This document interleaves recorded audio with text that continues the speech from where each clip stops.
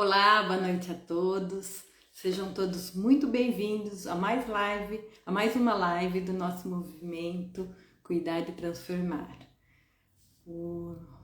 A live de hoje vai contar com a presença do Maurício Barros, e o tema da live de hoje é a importância.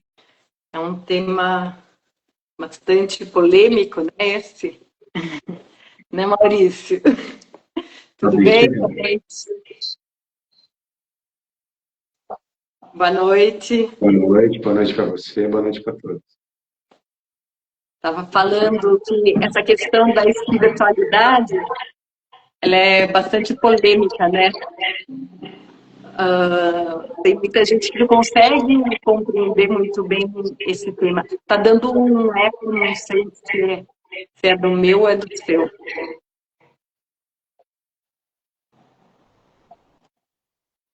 Vamos ver se agora melhorou. Melhorou? Melhorou. Ótimo. E esse tema vem a partir de um livro seu, né? Do quarto livro, é isso? Sim, quarto livro, a gente está lançando, é uma satisfação estar podendo apresentar.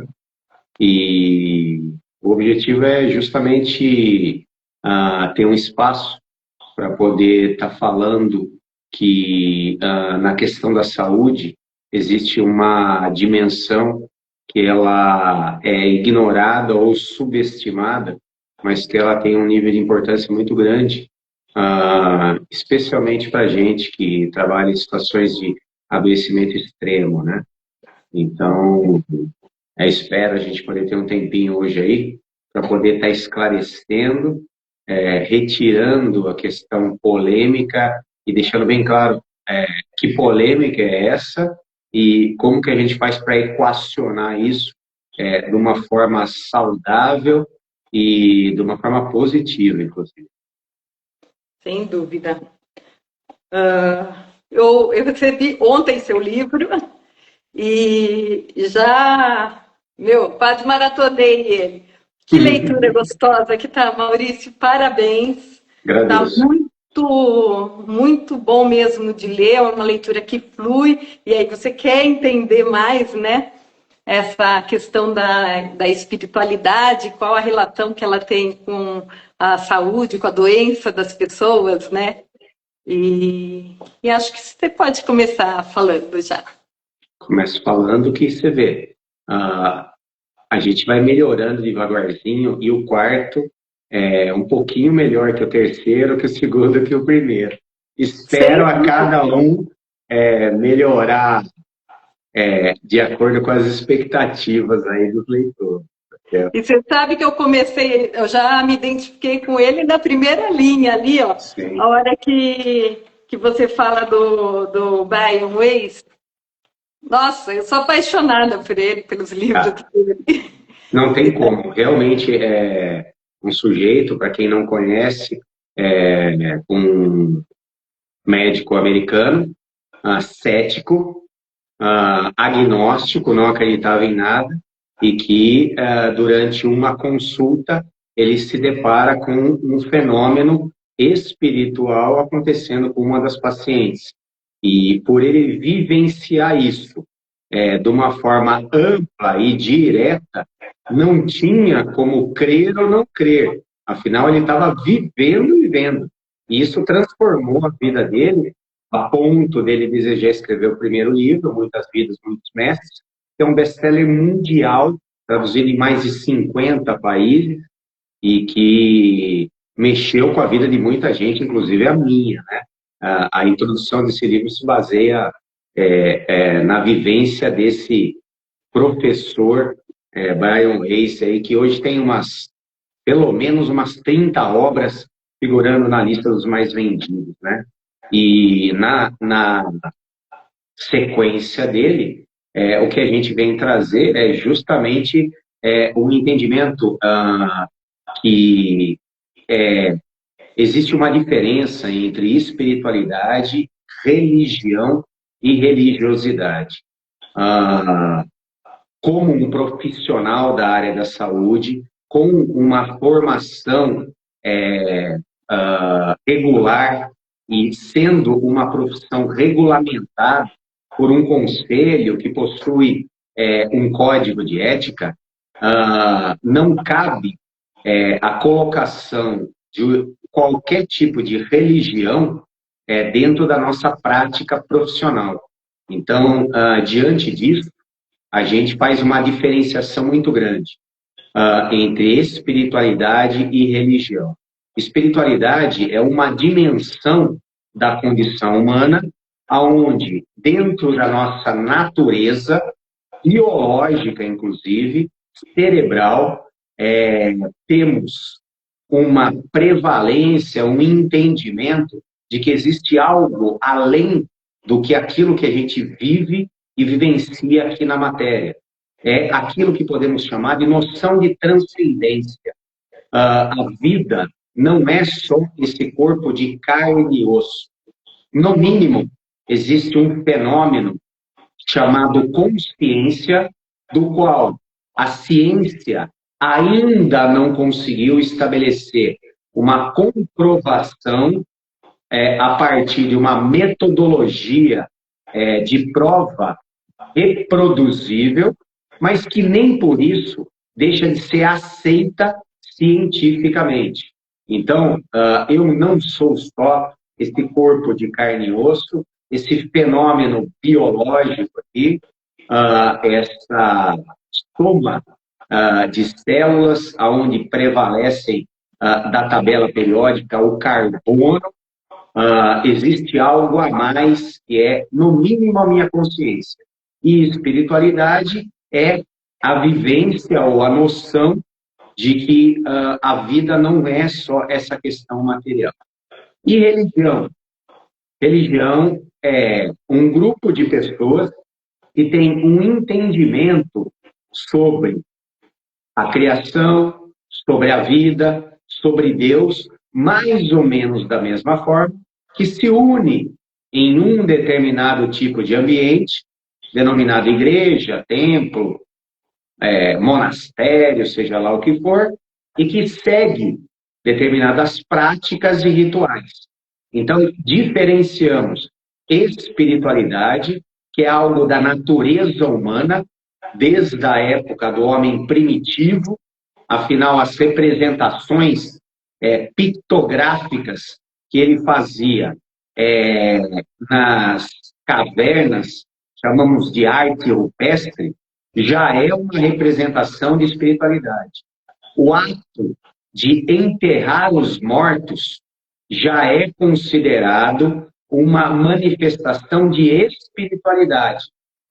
Religião é a sistematização cultural, social, com regras e normas a serem seguidas. Então, dentro daquilo que a gente propõe no entendimento do ser humano, a dimensão espiritual, ela está equiparada à dimensão física, que é o meu corpo, a dimensão mental, que são os meus pensamentos, a dimensão emocional, que são os meus sentimentos, a dimensão social, que são as relações da onde eu vivo, a dimensão cultural, que é a educação da onde eu cresci e as escolas que eu frequentei. Então, o ser humano ele é multidimensional e a espiritualidade é uma dessas dimensões, sendo que a religião é uma das práticas que você tem para acessar a sua espiritualidade, porém não obrigatória. E aí vai uma questão importante. Para eu cultivar essa dimensão da espiritualidade, não preciso ser adepto a nenhum tipo de religião. Posso simplesmente entender que eu sou mais do que esse corpo de carne e osso, mais que meus pensamentos, mais que os meus sentimentos. Que a vida é mais do que comer, dormir e trabalhar, tá certo? Todas as vezes que eu contemplo a natureza, que eu reflito sobre a minha existência, que eu me apercebo da minha pequenez diante da grandeza do universo, eu já estou expressando a minha dimensão espiritual. Então, ficou mais ou menos claro isso? Sim. E a questão espiritualidade? Oi? E a Desculpa, espiritualidade? Tem a religiosidade e a espiritualidade. a religiosidade.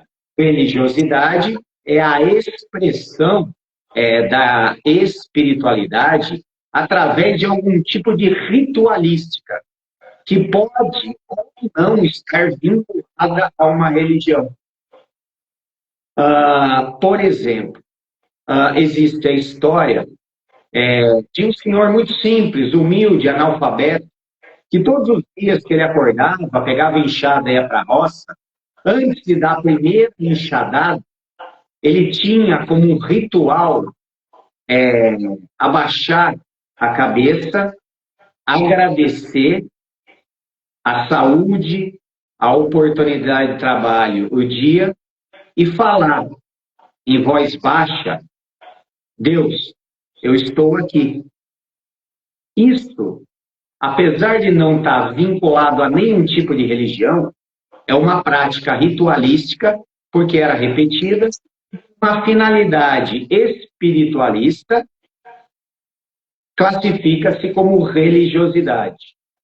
E nessa pequena historinha, esse sujeito, depois de muitos anos, está hospitalizado e vivenciando o tratamento da sua doença, sem parentes para lhe visitar, sem ninguém. Era um exemplo de bom humor, um exemplo de disposição, um exemplo de paciência, um exemplo de esperança. Até que uma enfermeira perguntou para ele: seu Zé, eu vejo que o senhor não tem família. Pois é, eu sou sozinho. E toda vez que eu venho aqui atender o senhor está sempre feliz, mesmo sem ninguém vindo visitar o senhor? Ele falou: na verdade, vem sim. Todo dia de manhã, quando eu acordo, eu sinto próximo de mim uma presença me falando: Zé, eu estou aqui com você. E esse tipo de sensação ou percepção, através dessa pequena parábola, é um tipo de exemplo de prática de religiosidade, que pode ou não estar vinculado à religião. Um exemplo de prática de religiosidade vinculado à religião é o terço diário das 6 horas. A frequência a um determinado tipo de culto evangélico. O acender uma vela aos pés da imagem de um santo, que também é uma representação cristã, católica.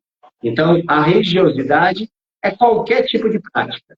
Aí, se você me perguntar qual é o valor efetivo da religiosidade, toda prática regular e simbólica, visando a conexão com esse eu superior, que nós chamamos de espiritualidade, tem um teor equilibrador de saúde para a mente, para as emoções e para o corpo. Então, pessoas que têm uma prática de religiosidade, independente ou não de religião, têm uma vida mais equilibrada e mais saudável. Então, aí inclui quem faz meditação, quem faz yoga, que é... São práticas de religiosidade.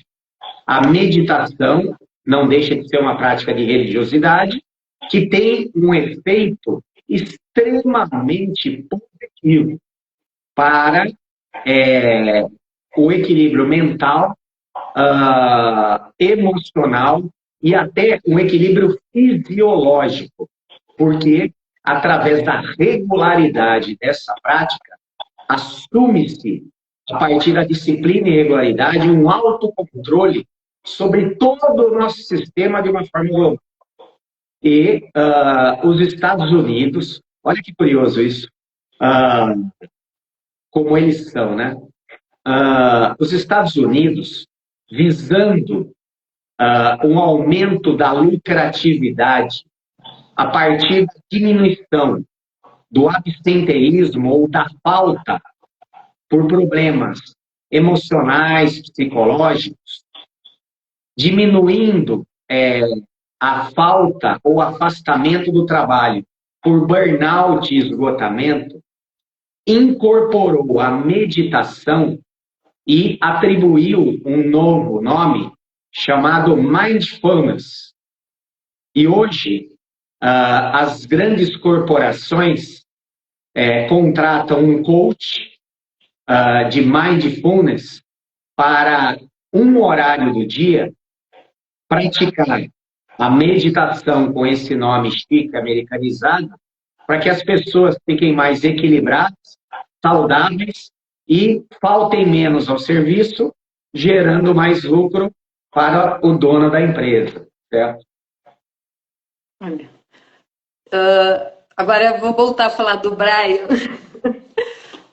Quando que eu comecei a clinicar, eu tinha grupos de exercício. Na verdade, eram casais que vinham juntos. Eu estimulava a realizar os exercícios juntos, os casais. E no final, eu tinha o tablado, era uma clínica antes, e no final eu deixava eles deitados e fazia meditação. Tem um livro do Brian, se não me engano, é A Divina Sabedoria do Mestre, que vinha com CD já. E aí eu aprendi a meditar através desse CD do Brian. E um dos casais que faziam essa prática comigo, eles acostumaram a fazer, até eu gravei o CD para eles, e eles pegaram o costume de trabalhar toda noite juntos, colocavam o CD do Brian antes de dormir. Era um casal que não tinha o costume de rezar antes, mas eles falaram assim, a gente não tem o costume de rezar, mas assim, a gente já percebeu que quando a gente coloca a meditação antes de dormir, o nosso sono melhora. Sim. Olha, aceitando ou não, é uma prática de religiosidade. Mas por que você dá esse nome? Porque ela conecta o sujeito com algo que tem dentro dele que não é exclusivamente da materialidade, da vida cotidiana. Inclusive, aproveitando a sua deixa, antecipando, Brian Weiss, no YouTube, tem mais ou menos umas 10 meditações.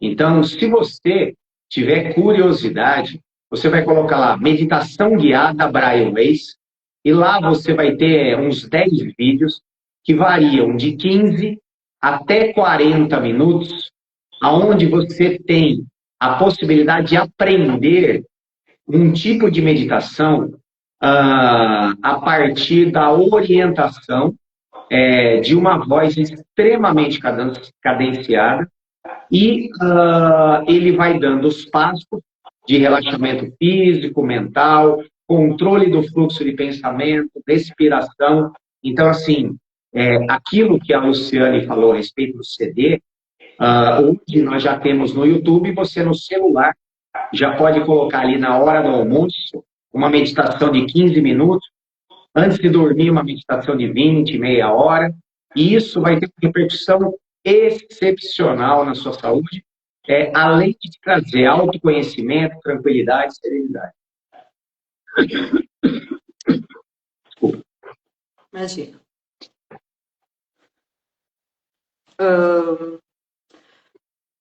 Como que a espiritualidade pode estar auxiliando a saúde de uma pessoa? O entendimento, ele é um pouquinho mais abrangente. O entendimento é o seguinte: muitas das questões que hoje a gente trata tem como elemento causal questões vinculadas a algo que está além da nossa parte biológica. Vou trazer um exemplo extremamente corriqueiro. A Organização Mundial de Saúde, através de uma pesquisa, determinou que o Brasil é o país com a maior incidência no mundo de transtornos de ansiedade generalizada. Hoje nós temos um volume superior a 60% da população se autoclassificando como pessoas que sofrem de ansiedade. A ansiedade, ela é filha do medo. Uma pessoa que cultiva a sua espiritualidade, ou que cultiva uma religião, ou que cultiva uma prática religiosa, essa pessoa desenvolve uma competência chamada fé. E a fé é uma das principais ferramentas para o controle do medo. Na vida, existem coisas que a gente controla. Para as coisas que a gente controla, é necessária a nossa iniciativa. Arregaçar as mangas, tomar as atitudes e fazer o que é necessário. Mas existe uma quantidade enorme de coisas na vida que não estão no nosso controle. E não estando no nosso controle, nós temos duas vias pelas quais a gente pode seguir. A primeira é se entregar ao medo, ao pessimismo, ao ressentimento, ao desespero, à ansiedade. Ou aceitar aquilo que eu não controlo e ter fé que o melhor vai acontecer ou aquilo que for o melhor para mim vai acontecer. Então, a fé, ela objetivamente é a maior ferramenta contra o medo. E a fé, ela não é algo que nasce em você. Ela é algo que se desenvolve a partir da prática com disciplina e regularidade. Exemplo, a mulher, uma vez por ano, vai fazer os seus exames e, na sua mamografia, ela descobre um pequeno nódulozinho. Esse nódulo suscita a necessidade de uma biópsia. Nessa situação, existem duas classes de elementos. Aqueles que estão no meu controle e aqueles que não estão. O que está no meu controle? Fazer os exames periodicamente. O que está no meu controle? Fazer imediatamente a biópsia. O que está no meu controle? Saindo essa biópsia, caso haja necessidade, fazer qualquer tipo de intervenção para buscar a cura, o reequilíbrio do meu corpo. O que não está no meu controle? O resultado positivo ou negativo da biópsia, a adesão positiva ou negativa e eficiência do tratamento. Então, uma pessoa diante dessa situação, se ela abarcar a dimensão da espiritualidade no seu tratamento, ela pode se apegar a essa força que a dimensão espiritual que existe dentro dela comporta e utilizar isso como elemento de fortalecimento do tratamento, como elemento de positivismo, acreditando que o melhor vai acontecer, como elemento de fé para lhe dar coragem para enfrentamento e não fazer com que ela sofra pelo medo. Então, nós entendemos que a prática da espiritualidade, ela prepara o sujeito para um entendimento mais positivo, fortalecido, esclarecido para as inevitáveis situações que naturalmente acontecem na vida de cada um, sejam elas as coisas pequenas ou as coisas grandes. Então, uma visão espiritual, ela traz uma abrangência maior. Indo para um exemplo um pouco mais grave, tá certo? Uma pessoa vivenciando uma perda de grande monta financeira, ou um divórcio, uma perda relacional, se essa pessoa for completamente isenta de qualquer questão de espiritualidade, religião, religiosidade, essa pessoa pode não encontrar uma força interior para poder enfrentar e superar essa adversidade que naturalmente é temporária, como toda situação na vida da gente. Afinal, não há mal que dure para sempre. Porém, uma pessoa que tem espiritualidade, ela tem a capacidade de enfrentar, de ter paciência, de ter fé, de ter força, de superar essa adversidade, sair mais forte, mais resiliente. Quantas pessoas que, não tendo espiritualidade, religião ou religiosidade, diante de um enfrentamento, em vez de enfrentar, tentam aquele que supostamente é o caminho mais fácil. Às vezes, infelizmente, do autoextermínio. Uma pessoa que não tem espiritualidade, não tem religião. Como ter fé e como acreditar numa cura, por exemplo? A fé, ela não precisa estar direcionada para algo do transcendental, porque a espiritualidade é uma dimensão humana que supõe a existência de uma dimensão além dessa vida material que a gente vive. Tem algo acima de mim. Tem alguém que criou esse universo. Existe um sentido para a minha vida. A fé diz respeito à habilidade ou competência de acreditar ou de depositar a sua crença, o seu positivismo em determinado objeto. Essa fé pode determinar o investimento num objeto ligado à espiritualidade ou também ligado à materialidade. Eu tenho fé em quê? Eu tenho fé que eu estou no melhor médico oncologista. Eu tenho fé que eu estou tratando num excelente hospital. Eu tenho fé que o meu sistema imunológico vai enfrentar essa doença e vai conseguir matar cada uma dessas células que estão se reproduzindo desordenadamente, como uma neoplasia. A fé não necessariamente se vincula à espiritualidade. Ela diz respeito a esse positivismo de investimento numa intencionalidade. Outra coisa, a fé, ela também não tem polaridade. Olha que curioso. Tem uma quantidade enorme de pessoas que eu atendo que tem uma fé danada. Só que tem uma fé que o pior vai acontecer. O exame vai dar negativo, eu não vou ficar bom, o carro vai bater na estrada, o avião vai cair, eu vou ficar pobre, ela vai largar de mim. A pessoa tem uma fé danada, mas fé que o pior vai acontecer, não que o melhor vai acontecer. Então, a fé, ela diz respeito a um investimento de expectativa, que pode ser positivo ou negativo, em algo transcendental ou algo material.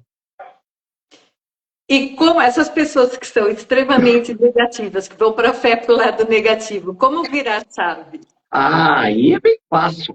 Porque eu falo para ela assim, ó, o mais difícil você tem, é a fé. Só está faltando apontar para o lado certo agora, tá certo? E aí, a gente sempre trabalha a causa. Você sabe por que você tem muita fé que o pior vai acontecer? Não, doutor. Por quê? Porque em vários momentos da sua vida, você alimentou a expectativa que o melhor ia acontecer e acabou se frustrando.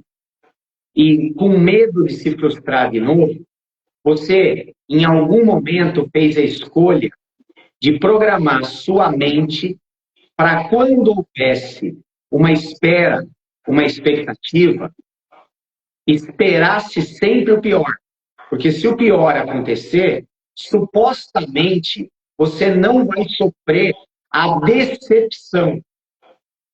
Porém, como tudo na vida tem um ônus e um bônus, um ganho e uma perda, quando você escolhe ter fé que o pior vai acontecer com medo de evitar a frustração, você se condena a sofrer por algo que pode ou não acontecer, prolongando, potencializando e aumentando o tempo de sofrimento. Então, sai muito mais em conta, mais barato, ter fé no melhor e é muito mais eficiente. Afinal, trabalhamos com um movimento chamado lei de atração, que está baseado na capacidade da gente, através da nossa percepção consciente ou inconsciente, de quando o nosso pensamento é direcionado para algo, nós temos uma chance percentualmente muito mais significativa de reconhecer um padrão positivo, absorver e aproveitar uma oportunidade e ter mais sucesso. Então, matematicamente, pessoas otimistas e positivas, além de sofrerem menos, serem mais felizes, têm muito mais sucesso do que pessoas pessimistas e negativas. Isso está no livro e está embasado por artigos científicos. Aliás, o livro inteiro é embasado. Tudo que está escrito é baseado em artigos, citações de pesquisadores sérios e tudo tem referência no final do livro. Como todo trabalho sério deve seguir. Então, não foi tirado da minha cabeça, dos médicos do TikTok, nem de nenhum coach de lugar nenhum. São cientistas da psicologia, neurologia, neurociência e também teólogos de algumas correntes espiritualistas, em especial a doutrina espírita kardecista. Uma outra questão que eu vou levantar. Como eu colocar a minha fé positiva acima daquela vozinha negativa que teima em ficar ali? Na verdade, você não coloca ela acima. Você estabelece aquilo que é regra geral, que nós chamamos de diplomacia. A gente vai ter um resultado melhor num conflito com guerra ou com diplomacia? Diplomacia. Por quê? Mais economia financeira, perda de vidas, patrimônio. Diplomacia. Pessoas sentando ao redor de uma mesa, conversando, escutando as necessidades e desejos de cada um e chegando no consenso. Essa vozinha que fala no meu ouvido é o medo. O medo, na verdade, ele é meu amigo quando ele vem me alertar de um possível mal. Mas ele é meu inimigo quando ele grita alto e me impede de viver a minha vida, desenvolve um sintoma chamado ansiedade, que pode derivar numa doença chamada transtorno ansioso, ou pode desencadear uma condição de medo patológico, doentio, chamado fobia. Eu não sobreponho a voz do medo, eu dialogo com ele, eu converso. Obrigado por estar tentando me avisar dos possíveis riscos. Baseado no teu aviso, eu, usando a minha inteligência e iniciativa, vou tomar as medidas necessárias para correr o mínimo de risco. Só que eu não posso deixar de viver minha vida, de fazer as minhas coisas, mas vou fazer tudo isso com o cuidado necessário para a nossa preservação. Tá claro isso? Tá. Uma coisa que eu acabei utilizando aqui com as minhas pacientes, eu tinha uma paciente que era extremamente negativa no tratamento e ela, tudo era o não, não, não. Era a vozinha negativa. E eu acabei falando para ela assim, olha, vamos dar um nome para essa voz negativa que você tem. E daí ela deu um nome, ela falou assim, então toda vez que, por exemplo, ela deu um nome de João, toda vez que você ouvir, essa voz falando, não, você não consegue, você vai falar assim, não, João, eu consigo.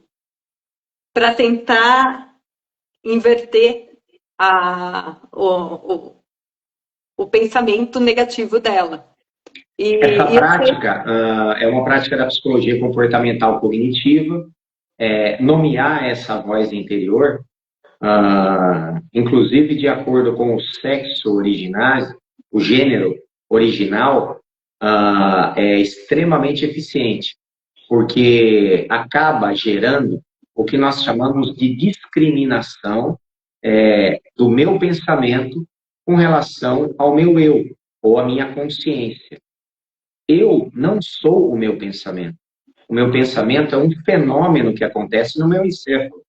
O meu pensamento, ele ocorre independente da minha vontade. Durante o dia, tenho 60 a 80 mil pensamentos. A grande maioria deles são automáticos, baseados em crenças que eu tenho, em coisas que me foram ensinadas, em exemplos que eu vi. Tudo isso funciona à revelia da minha vontade. A psicologia, e esse livro, fala do que nós chamamos hoje de metacognição. O que é metacognição? É uma das funções mais elevadas da consciência humana. É você perceber que você não é sua mente. Eu sou algo acima. Eu sou consciência, que na religião chamamos de alma. Princípio de livre-arbítrio e vontade. Eu, consciência, não sou a minha mente. Eu, consciência, vontade, tenho uma mente. E muitas vezes pensa idiotices. Pensa coisas negativas. Pensa coisas autodepreciativas. Se deixa levar pelo medo, que originalmente era para me proteger, mas está sabotando a minha vida, me impedindo de fazer as coisas que eu preciso fazer. A metacognição é o exercício de eu me colocar na postura do observador, analisar os meus pensamentos e dialogar com eles. Se eu atribuir um nome a eles, se essa vozinha na minha cabeça for uma voz feminina, é porque muito provavelmente ela foi derivada da minha mãe. Se é uma voz masculina, pode ter sido derivada do meu pai, da influência dele na minha educação. Nomear é uma forma de facilitar esse processo de metacognição, de discriminação e separação e de controle do meu eu, vontade, sobre os meus pensamentos. Para de pensar idiotice, você está mais uma vez cedendo ao medo e pensando que o pior vai acontecer. E o pior não necessariamente vai acontecer. E mesmo se acontecer, nós já estamos preparados para poder enfrentar. Afinal, é para isso que a gente está aqui. E aí temos um ditado que repetimos incansavelmente. Um barco ancorado no porto está completamente seguro das tempestades e do naufrágio. Porém, é para isso que os barcos são feitos? Não. Eles são feitos para navegar. Então, o medo, ele é algo positivo quando ele é protetivo. Mas quando ele me impede de viver a vida, ele já precisa ser questionado e colocado sob controle. E se por um acaso ele está me causando um adoecimento e um sofrimento agudo, ele precisa ser tratado. E aí, mais uma vez, quanto mais uma pessoa exercita essa dimensão da espiritualidade, maior é a fé no positivo, no entendimento, e menos essa pessoa vai sofrer de medo. Quanto mais uma pessoa tem o entendimento de que as coisas que acontecem nesse plano, nessa dimensão, na materialidade, são coisas temporárias e tudo o que acontece está de acordo com a minha necessidade de aprendizado e fortalecimento, de que eu nunca vou atrair para mim uma dificuldade maior do que as minhas competências em enfrentar essas dificuldades, que eu não preciso enfrentar as coisas sozinhos. Eu tenho pessoas ao meu redor que, através da minha humildade, eu posso pedir ajuda. Afinal, estamos aqui para enfrentar as coisas, uns apoiando os outros. Isso faz com que a gente tenha menos medo de viver a nossa vida. Medo de tudo. Medo de adoecer, medo da dor, medo da morte, medo da pobreza, medo da solidão. Quanto maior é a influência da dimensão espiritual na vida de uma pessoa, mais essa pessoa vive em paz, serenidade e equilíbrio. É isso que a gente está defendendo nesse livro que a gente traz, em múltiplas dimensões. E vou trazer mais um exemplo aqui para ilustrar, é um exemplo que está dentro do livro. O sujeito chega no meu consultório e encaminhado por um psiquiatra, dizendo que precisa, além de tomar remédio, fazer terapia com relação a uma análise da própria vida. E eu pergunto, me fala, como é que é a sua vida? Eu trabalho. Quando você não está trabalhando? Eu estou descansando para trabalhar no dia seguinte. E no final de semana? No final de semana eu, sem vontade, faço as coisas que sou obrigado, durmo, vejo televisão e volto a trabalhar no dia seguinte. O que te dá prazer? De vez em quando eu quero comprar alguma coisa, de vez em quando me empurram para viajar, fazer alguma coisa, mas não sinto muito prazer nisso. E qual foi o diagnóstico do teu médico? Meu médico me diagnosticou com depressão. Afinal, eu tenho um sono muito ruim, eu não tenho vontade de fazer as coisas, eu não sinto alegria, a vida para mim é cinza. Um tratamento psicoterapêutico dessa pessoa pode trabalhar superficialmente aspectos comportamentais. Eu poderia dizer para essa pessoa, a sua vida está muito vazia, você está se ocupando muito tempo só de deveres e não está se dedicando a prazeres. Mas, doutor, eu não gosto de nada. Sim, é natural. Dentro dessa condição, você não ter prazer nas coisas que você faz. Me fala um pouco da tua vida. Eu fui encaminhado para um determinado tipo de serviço, me formei engenheiro, arrumei um emprego, casei com a minha primeira namorada, tenho 2 filhos, sustento a minha casa e toco. Aparentemente, é uma vida boa. O sujeito é empregado, o sujeito tem uma boa família, o sujeito tem boas condições, o sujeito tem a sua intelectualidade, a sua saúde está íntegra, porém, está cometido um adoecimento que é a depressão clínica, certo? Uma intervenção comportamental visando alterar algum tipo de atitude desse sujeito, de alguma forma, não vai ter o resultado efetivo. Porque, a partir do seu próprio relato, o que lhe falta na vida é algum tipo de sentido de propósito. O que te faz feliz?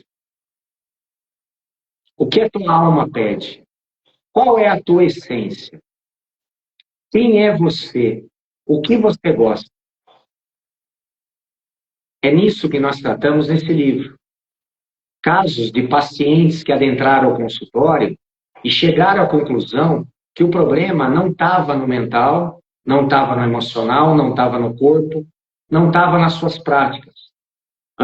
O sujeito não abarcava o entendimento que a vida dele tem um valor por si só, que existe um propósito para a vida dele, que a essência ou consciência, ela tem sede de um desafio, ela tem sede de sonhar, a nossa alma tem sede de desejar. E a partir do momento que a pessoa se distancia dessa essência, que você pode chamar de consciência, a espiritualidade chama de alma, você vive a vida no piloto automático. Você vive a vida seguindo os padrões da materialidade. Você cumpre esse mandato que é ensinado aí fora. Ele estava cumprindo a risca. Mas mesmo cumprindo a risca, a vida dele estava pobre. E a proposta foi um tratamento envolvendo espiritualidade. Ele voltar e olhar para dentro de si, se conectar com a própria consciência, ver O que alegra a alma dele? Qual é a vocação que ele tem que ainda não foi manifesta? Será que é para a arte? Será que é para o cuidado? Será que é para algum tipo de ação? Será que é para o conhecimento?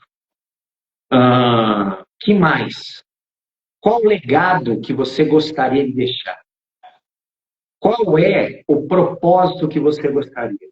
O que você gostaria de ter realizado, vivido, sentido, experimentado, que você ainda não colocou em prática na sua vida? Aonde está o sentimento de amor pela sua própria pessoa, se colocando como a pessoa mais importante da tua existência, porque é justamente essa importância que você oferece a você que vai gerar um excedente para que você possa, de alguma forma, oferecer o seu melhor para o outro. Um tratamento envolvendo espiritualidade é um tratamento que aprofunda o contato do sujeito com aquilo que está além, abaixo da superfície, aquilo que não é tocado, aquilo que nos é escondido por uma sociedade consumista, por uma sociedade comparativa, por uma sociedade exibicionista. Você está entendendo? A partir do momento que esse sujeito se dá conta que ele se afastou demais de quem ele realmente é, e depois ele se perdeu na vida, existe a possibilidade dele, através do autoconhecimento, resgatar um pouco da sua própria essência e, a partir de um investimento naquilo que realmente nós chamamos de sentido, de propósito pelo que viver, aí esse sujeito começa a andar, começa a melhorar, começa a ter uma vida de maior valor. Eu perguntava para ele, a sua vida é boa? A minha vida é boa, mas eu não sou feliz com ela. Agora eu pergunto, você é feliz com a sua vida? Sim. Vivo vários momentos de felicidade agora. Por quê? Porque hoje estou mais próximo de mim mesmo, coisa que eu tinha perdido nessa caminhada.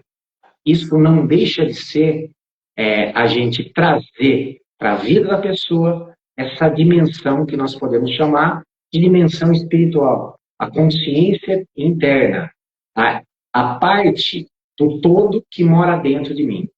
Está muito complicado essa conversa? Não. Era até uma pergunta que eu ia falar hoje, que eu ia te perguntar agora, em relação à espiritualidade e o autoconhecimento, eles andam juntos. Então. Necessariamente, obrigatoriamente.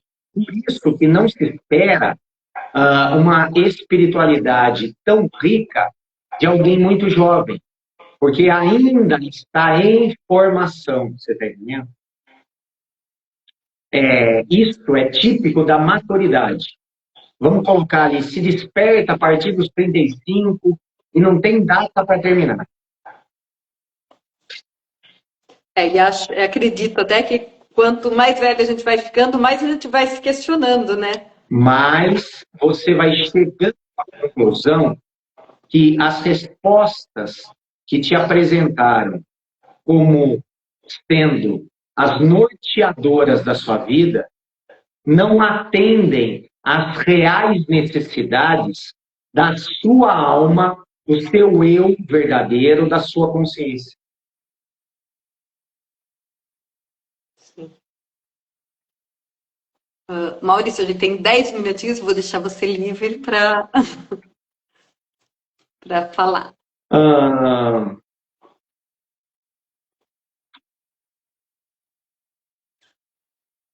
Nossa alma, ela é um princípio evolutivo.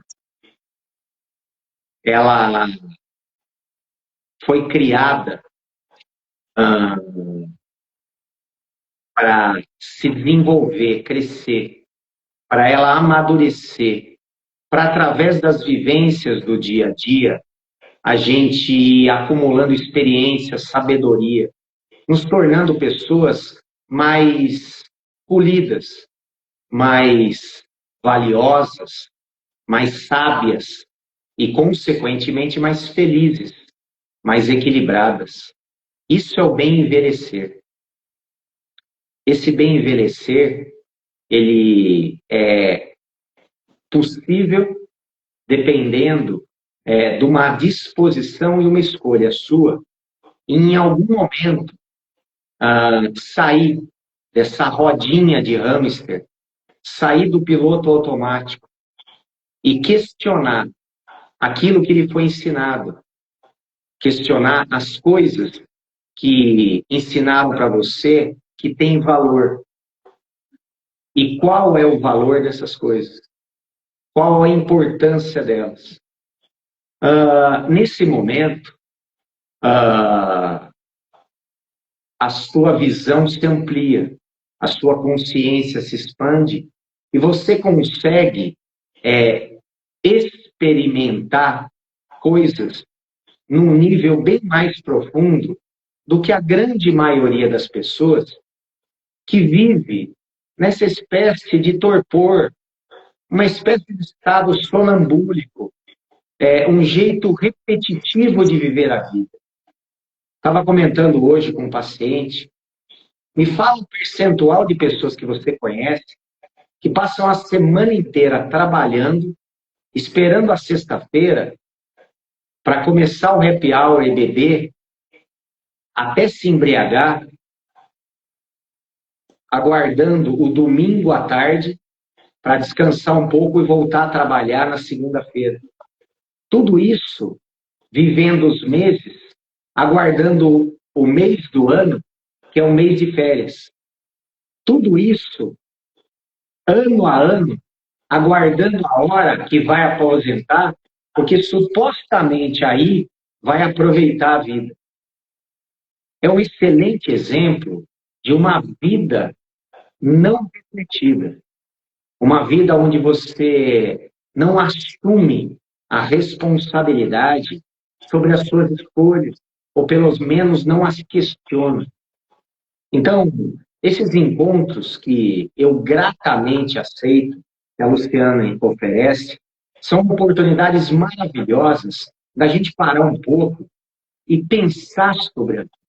A vida não é só trabalhar para ganhar um dinheiro, para pagar a fatura do cartão, das porcarias que eu comprei, para compensar a vida chata e cansativa que eu passei o mês inteiro trabalhando.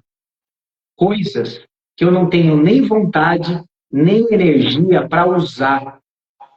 Esperando para ir em lugares que eu nem quero ou comer coisas que eu nem sinto vontade. Reflexões, entendimentos. Essa é a proposta. A dimensão espiritual que a gente trouxe nesse livro é uma das dimensões. Existe uma dimensão filosófica, onde você questiona.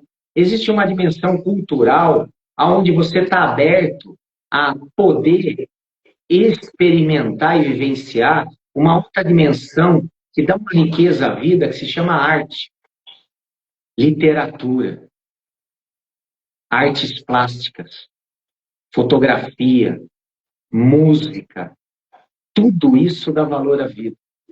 Vivência do mundo natural, uma caminhada, contemplar um céu estrelado, a natureza, contato com os animais, seres que, por não ter senciência ou consciência, estão abertos a uma troca de afeto desinteressado, convivência com outros seres humanos, sem interesse de troca, nem julgamento.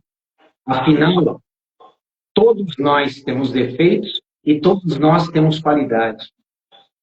A vida é tão rica e a gente, por conta daquilo que nos é apresentado, e cada vez de forma mais intensa e ostensiva.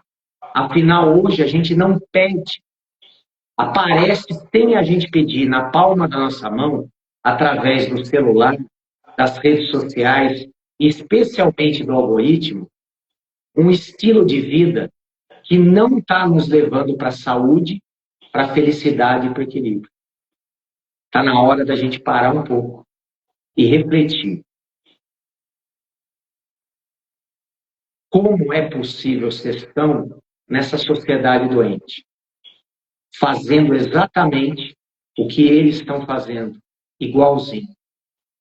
Se eu quero ter um resultado diferente, eu tenho que ter atitudes diferentes. E essas atitudes diferentes, eu vou contar para vocês, é até chato, mas elas são gratuitas. Depende só que você tenha disposição e destemor. Destemor é deixar o medo no lugar dele e arriscar a viver um pouco mais intensamente aquilo que está disponível na tua mão a partir de hoje mesmo, tá certo? Agradeço de coração a você, a todos que estão assistindo ao vivo e que posteriormente vão assistir. Deixo aqui a propaganda do meu livrinho, A Dimensão Invisível da Cura.